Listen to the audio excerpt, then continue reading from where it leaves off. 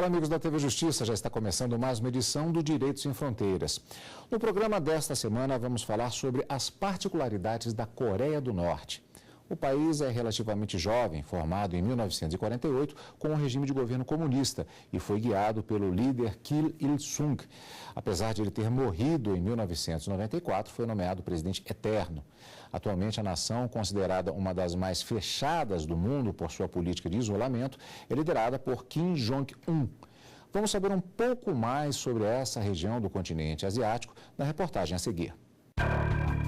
A Coreia do Norte é um país jovem, marcado por relações diplomáticas conflituosas. De 1910 a 1945, o Japão exerceu poder colonial sobre a Coreia. Isso levou à divisão da península em duas zonas de ocupação. Uma ligada à União Soviética, no norte, e a outra aos Estados Unidos, no sul.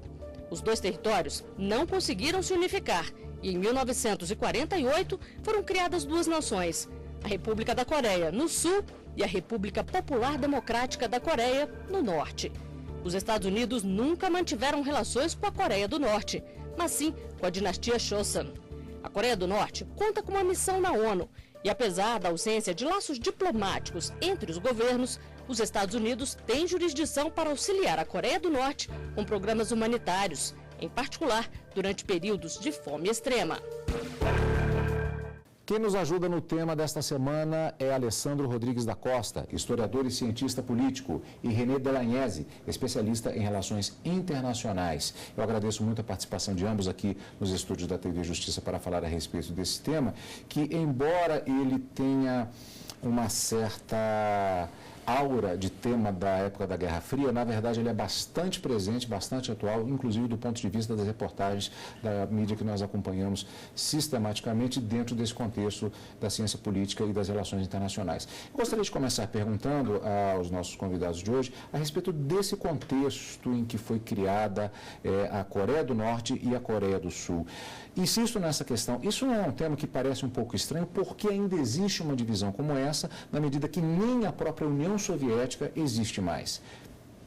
Ok, é importante ressaltar que, embora date já do final da Segunda Guerra Mundial, o contexto em que a Coreia do Norte se encontra hoje é todo ele representativo dessa época. Ou seja, antes da Segunda Guerra Mundial, a Coreia era um território anexado ao Japão. A partir da derrota japonesa na Segunda Guerra Mundial, houve, como em todo o mundo, uma divisão, uma bipolaridade entre o capitalismo e o neocomunismo. Alguns países influenciados pela União Soviética à época e vários outros influenciados pelos Estados Unidos, o poderio norte-americano. O caso da Coreia do Norte ou das Coreias, é exatamente um microcosmo dessa divisão mundial. O próprio território coreano foi dividido mais ao norte com a influência da União Soviética e mais ao sul com a influência dos Estados Unidos. Essa divisão acentuou-se como toda a evolução do capitalismo e a evolução do que se chamava à época comunismo, porque hoje, na Coreia do Norte, por exemplo, eles rejeitam esse comunista. Eles se entendem como uma região autossuficiente, nem socialista, nem comunista, mas extremamente isolada. Esse isolamento que data desde o final da Segunda Guerra Mundial, ele tem sim repercussões hoje, atuais, principalmente quando se diz respeito à participação da Coreia do Norte, por exemplo, na guerra nuclear ou na corrida nuclear. Estudos recentes indicam que a Coreia do Norte já tem a capacidade, por exemplo, de produzir pelo menos 20 ogivas nucleares. Então, hoje em dia, há uma preocupação muito grande com a Coreia e ela se faz muito presente atualmente como uma discussão que tem que permear os bancos acadêmicos, os cientistas políticos, principalmente nessa situação isolacionista e a sua intensa, até hoje, batalha contra o que eles chamam de inimigo oculto, que é os Estados Unidos. Então, essa repercussão é muito atual, sim. Como é um país que antes ele foi criado e que antes ele tinha um apoio da antiga União Soviética e hoje não tem mais e se classifica como um país autossuficiente, como ele consegue se manter dessa forma? Lógico que faz parte da propaganda capitalista acentuar os problemas de um país considerado socialista. Embora saibamos que é possível verificar, isso é possível se atestar, por exemplo, o controle da internet naquele país, o controle de informação naquele país é muito rigoroso. Então, isso nos faz levar a crer que realmente a Coreia do Norte entendeu a partir do fundador, Kim Jong-un, né? Considerado o presidente eterno, um presidente que ele ainda preside, mesmo estando já falecido desde 1994. Há uma política de reverberar esse grande fundador, uma política de enaltecer, que leva às vias religiosas praticamente. Ou seja, o governo controla com mãos de ferro, a informação é muito filtrada e as pessoas daquele país, sem acesso à informação de fora, entendem que aquele isolacionismo é necessário para a sua própria sobrevivência. Desse modo, como é que eles conseguem sobreviver? Extrema pobreza.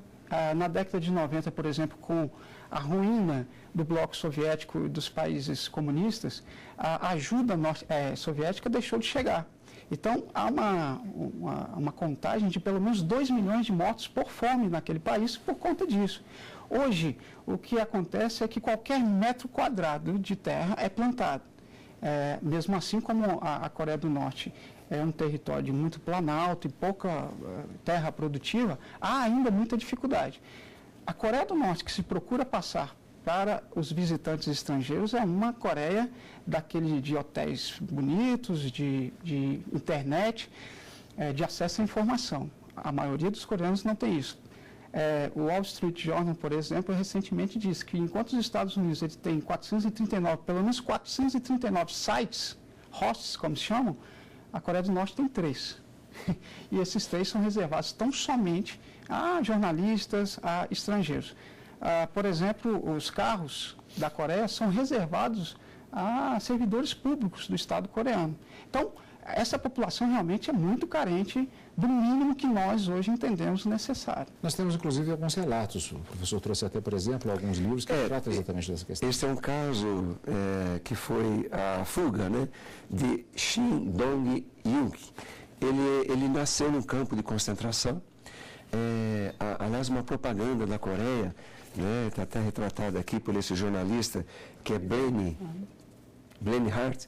Ele era do Washington Post. Ele acompanhou a trajetória após a fuga deste prisioneiro. Ele nasceu num campo de concentração. Em 2005, então, ele coloca os pés para fora. Esse campo de concentração é considerado o campo 14, em torno de 15 mil prisioneiros.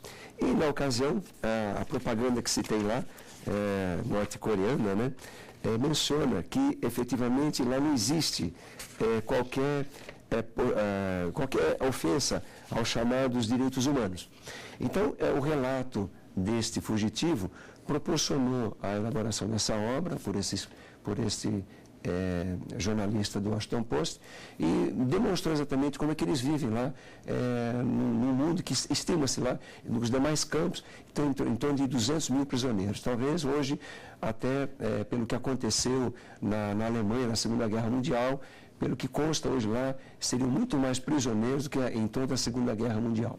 E justamente são aqueles insurgentes contra o governo. Exato. Não há o controle efetivo, ninguém tem acesso à internet, é um grupo muito pequeno. Jornalistas que, quando estão em Pyongyang, eles têm acesso apenas nos computadores do próprio hotel, não podem utilizar notebook ou celular.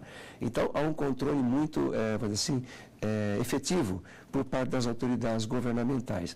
Então, este foi o primeiro relato, foi a primeira fuga, né? Ele passa lá por a história é um pouco complexa, é longa, né? Uhum. Mas ele passa lá até no último momento, numa cerca elétrica, ele consegue transpor essa cerca elétrica e vai em direção à China. Depois da China, ele vai em direção a Seul e daí vai para os Estados Unidos. Então, esse é o relato que tem aqui desse acontecimento que teve lá. É interessante que esses campos ainda hoje subsistem.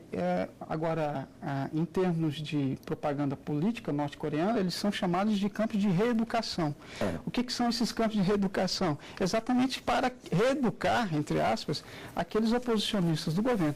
É incrível, inclusive, que membros do próprio governo norte-coreano podem ser, não a esses campos, mas podem ser direcionados, por exemplo, à principal universidade norte-coreana, para passar meses, inclusive, afastados do governo, para se ideologizarem novamente, para terem uma imersão nos valores norte-coreanos, para que voltem seguros daquele ideal, porque é a partir dessa rigidez, dessa propaganda dura, tanto junto aos membros do alto escalão quanto aos governados, que a Coreia do Norte vem subsistindo até hoje, vem se mantendo firme nesse propósito isolacionista. A Agência Central de Notícias da Coreia do Norte, ela faz uma afirmação, né?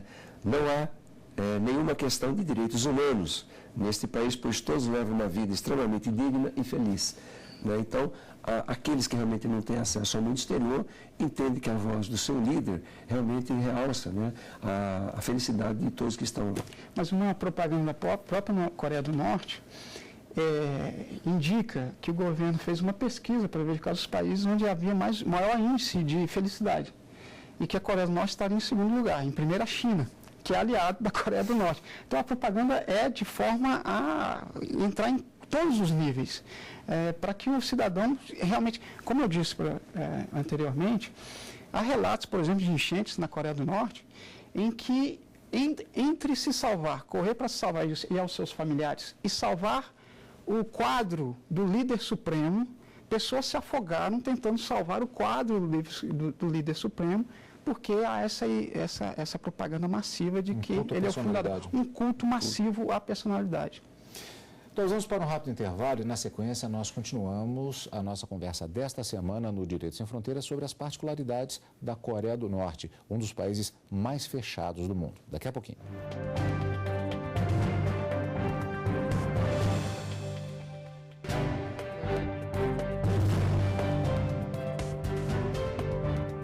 O Direito Sem Fronteiras está de volta com a nossa conversa desta semana sobre as particularidades da Coreia do Norte.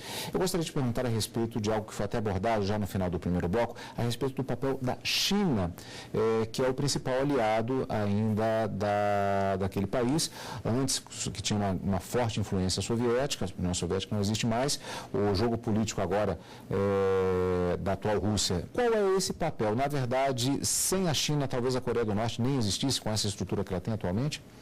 Com certeza, pelo menos na atualidade, e pelo menos de 94 para cá, na década de 90, com a ruína do bloco soviético, a China passou a ser o principal parceiro da Coreia do Norte. Até geograficamente, verificando que mais de 90% do território de fronteira da Coreia do Norte é com a China e outra pequena parte com a União Soviética. A União Soviética ainda é uma grande parceira da Coreia do Norte, mas principalmente em questão de alimentos, alimentação, encaminhamento de alimentos, gêneros alimentícios, é a China que provém esse carregamento para boa parte da população coreana, que ela está estimada hoje em aproximadamente 24 milhões de pessoas. Muitas dessas no campo e muitas dessas pessoas com grau de nutrição desnutrição avançada. Então, a questão da fome na Coreia do Norte ainda é um grande problema hoje. Apesar disso, há também outros parceiros da Coreia em que ela vende armamentos, por exemplo, o Laos, Camboja. Então, ali um círculo naquela região em que há uma ajuda mútua, que já foi muito mais prolífera com a União Soviética, mas hoje, principalmente em relação à China. No caso, atualmente a Rússia ela seria ainda parceira. A Rússia hoje seria um parceiro ainda, mas não nos moldes como a antiga União Soviética. Como eu disse, o principal volume, a quantidade mais voluptuosa de encaminhamento de gêneros ou parceria comercial é sim com a China. Com relação a um tema que também foi abordado no primeiro bloco, armas nucleares. Embora haja essa visão de antagonismo entre os Estados Unidos, particularmente, e a Coreia do Norte, mas temos, na verdade, ainda uma situação delicada, diplomaticamente falando, entre os Estados Unidos e o Irã. E ainda assim tivemos um acordo relacionado à questão de armas nucleares. É possível se visualizar algo semelhante no que se refere aos Estados Unidos e à Coreia do Norte? Eu vou começar agora com o Dr. Renê, daqui a pouco passamos. Doutor Alessandro? Olha, em relação ao Irã, ele está ainda numa fase de desenvolvimento do que seria do enriquecimento do urânio, né, em torno de 20%. Né, para se construir uma bomba atômica, em torno de 96%. O Brasil, por exemplo, tem o seu complexo nuclear, em torno de 6% a 8% serve para a produção de energia elétrica. Eles defendem, os norte-coreanos, que o que eles têm ali é justamente para a produção de energia elétrica. Os reatores que estão instalados na usina nuclear da Coreia do Norte são reatores soviéticos ainda, né, da era soviética. Ainda então há uma manutenção por parte dos russos hoje, né, em manutenir, assim, o desenvolvimento do programa nuclear. Então, a grande dúvida é que ainda o Tratado de Não Proliferação Nuclear é um tratado de 1968, né, são praticamente quase todos os países têm, com a exceção de alguns, como é o caso do Paquistão, como é o caso da Índia, como é o caso da Coreia. A Coreia ela tinha já assinado esse Tratado de Não Proliferação Nuclear, o Tratado de Não Proliferação Nuclear. Todavia, em 2003, ela se retirou. E isso que ocasionou, então, vamos dizer, uma repulsa por parte do governo norte-americano. E aí ele fica naquela grande dúvida, né? Como sobreviver com um país que pode ter uma bomba atômica, enfim, pode colocar instabilidade na região, ali entre o Mar Amarelo, o Mar do Japão, onde está muito próximo ali no sul da China, e ao mesmo tempo ter a condição de sobrevivência. Como o professor Alexandre mencionou, realmente hoje quem dá este programa, né, meios de subsistência, mais como uma parceira, como ajuda humanitária também, é a China. É importante também dizer que houve uma guerra das Coreias, na década de 50, em 1950 até 53. Essa guerra, na verdade, oficialmente nunca acabou. O que foi assinado foi um armistício, mas não um tratado de paz. E esse armistício teria, inclusive, sido quebrado em 2007 com testes nucleares realizados pela Coreia do Norte. Então, aquele estado de guerra, de vez em quando, sazonalmente, ele se altera e vem muito mais robusto. Em 2007, por exemplo, então, a Coreia do Sul teria indicado que iria represaliar os testes nucleares realizados pela Coreia do Norte. Então, essa questão, esse jogo político, esse xadrez nuclear, ele está o tempo todo naquela região, assim como falamos já da questão da Arábia, do Oriente Médio, ali também há uma preocupação intensa, novamente, com interesses norte-americanos e interesses dos russos, inclusive. Ambos fazem parte, por exemplo, do Conselho de Segurança. E sabemos que uma intervenção militar tem que ser com a unanimidade do Conselho de Segurança. Isso não aconteceu até hoje, a meu ver, inclusive, pelo voto da Rússia, que, antiga parceira da Coreia do Norte, ela tenta refrear esses ânimos. Há uma necessidade, uma tentativa de reaproximação, novamente, entre as duas Coreias. Há o interesse, a própria Constituição norte-coreana e a divulgação do partido que sempre presidiu a Coreia do Norte, de reunificação das duas Coreias, mas sem intervenção externa. Como isso vai se dar, é um caminho muito longo e muito difícil. Há que se haver muitas conversas, não entendo que esteja próximo dessa reunificação. Quando falamos a respeito de Coreia do Norte como um todo, de reunificação, energia nuclear, armas nucleares, eu tenho a impressão que não dá para se deixar de falar a respeito de uma figura bastante específica, que é Kim Jong-un. Uhum. Aliás, quando ele tomou posse como presidente da Coreia do Norte, parecia ser uma grande incógnita. E o que se sucedeu depois foi uma série de informações, na verdade, assustadoras. Mas chegou-se a se falar em um determinado momento, eu lembro pelo noticiário, de um eventual enfraquecimento dele como líder em função de uma série dessas atitudes. Então, uns tempos para cá não tem se falado muita coisa. Pode-se prever alguma coisa? O que podemos falar a respeito desta figura que está acontecendo atualmente na Coreia? É quase que uma dinastia, né, dentro de um sistema comunista, né, entre pai e filho. Então, eu vejo da seguinte forma, que há uma pretensão de se manter esse regime por mais algum tempo. O futuro da Coreia vai depender muito do seu principal parceiro, que é a China. A China tem laços, vamos dizer assim, de aproximação, não só porque ela também é um país socialista, mas criou, né, dentro do seu modelo, o chamado socialismo de mercado, ou seja, ela está se abrindo, porém tem um único regime de poder, que é o Partido Comunista Chinês, o PC. E no caso da Coreia, é o Partido dos Trabalhadores. Então, ele, no meu entendimento, na minha visão, eu acredito que ele tem a pretensão de dar a continuidade, assim como foi o seu pai, né?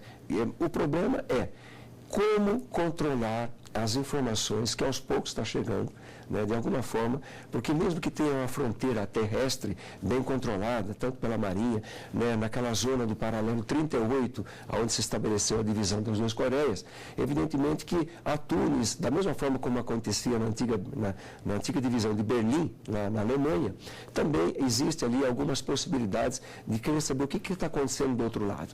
Mas ainda como não há um controle ainda não há uma difusão dessas informações perante a sociedade norte-coreana, então, por enquanto, ele está estável, vamos dizer assim. Ele tem condições de governar aquilo que foi desenhado pelo teu pai, né?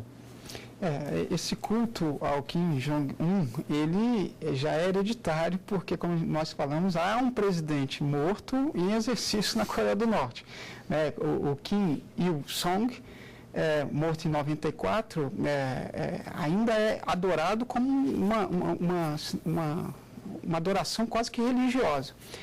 O que sabemos hoje do Kim Jong-un, tirando as peculiaridades, tirando toda a questão mítica que se faz em torno dele, é que ele tem feito, sim, com que todo esse legado de isolacionismo permaneça rígido. Então, recentemente, tivemos notícias, por exemplo, de execuções de membros muito próximos ao governo por deslealdade. Deslealdade, leia-se, o segmento leniente de ordens dele, ou seja, demora para se realizar situações que ele determinou. Não é aquela deslealdade de não vou fazer, demorei a fazer. Então, isso para demonstrar para os norte-coreanos que há ali um pulso rígido, um pulso firme. Como eu disse anteriormente, é difícil você verificar ou prever uma situação diferente a médio ou curto prazo. O que não podemos deixar de falar, na verdade, é que como está a Coreia do Norte, como está hoje, acho muito difícil de se manter por muito tempo. Ou, gradualmente, haverá uma abertura, como todos os outros demais, inclusive Cuba, países dessa origem socialista ou comunista, tiveram que fazer, ou simplesmente esse isolacionismo vai fazer com que haja uma autoimplosão. A fome, a falta de trabalho, condições muito difíceis da maioria da população vão fazer com que, eventualmente, um pavio como foi o da Primavera Árabe seja aceso. Agora, isso também não há como medir quando, porque hoje temos uma Coreia que não tem informações, como o professor disse, ela chega muito pouco. Então, essas informações que não chegam fazem com que o povo coreano, norte-coreano, admita que aquilo é o mundo deles e que aquele líder, aquele seja real e que o líder deles está fazendo o melhor possível para todos os cidadãos. Há informações de relatos de pessoas que saíram por algum motivo da Coreia do Norte e quando chegaram na Coreia do Sul, o impacto foi tal que tiveram de ter um acompanhamento psicológico porque era como se tivessem saído de um mundo e entrado em outro que acreditavam que teriam determinado formato e era algo totalmente diferente. Isso foi muito impactante do ponto de vista psicológico. São relatos que existem também nesse sentido. Os números aí são latentes, né? No caso, a Coreia tem um PIB de 40 bilhões contra um PIB da Coreia do Norte, contra um PIB da Coreia do Sul de $1 trilhão, né? O território, 122 mil mais ou menos para a Coreia do Norte, 99 mil para a Coreia do Sul. População, como já falou o professor, 24 milhões para mais ou menos quase 50 milhões no Sul. E, evidentemente, o capitalismo, né, que ele está, a Coreia do Sul hoje está entre as 10 maiores economias do mundo. Então, realmente, o que pode acontecer no futuro é realmente ter uma possível aí, influência da própria China, fazendo com que haja uma abertura, talvez aí com um outro tipo de organização de Estado, que não seja esse Estado chamado altruísta, ou seja, esse Estado isolado. Tem mais perguntas, o tema não se esgota, mas o nosso tempo, infelizmente, ele agora está esgotado. O nosso programa de hoje vai ficando por aqui. Nós conversamos sobre as particularidades da Coreia do Norte e quem nos ajudou neste debate foi Alessandro Rodrigues da Costa, historiador e cientista político, e René Delagnese, especialista em relações internacionais. Agradeço muito a participação de ambos aqui nos estúdios da TV Justiça. E você, amigo da TV Justiça, pode enviar a sua sugestão para o e-mail direitosemfronteiras@stf.jus.br. E você também pode rever esta e outras entrevistas no site. Basta acessar tvjustiça.jus.br. Até a semana que vem. Tchau.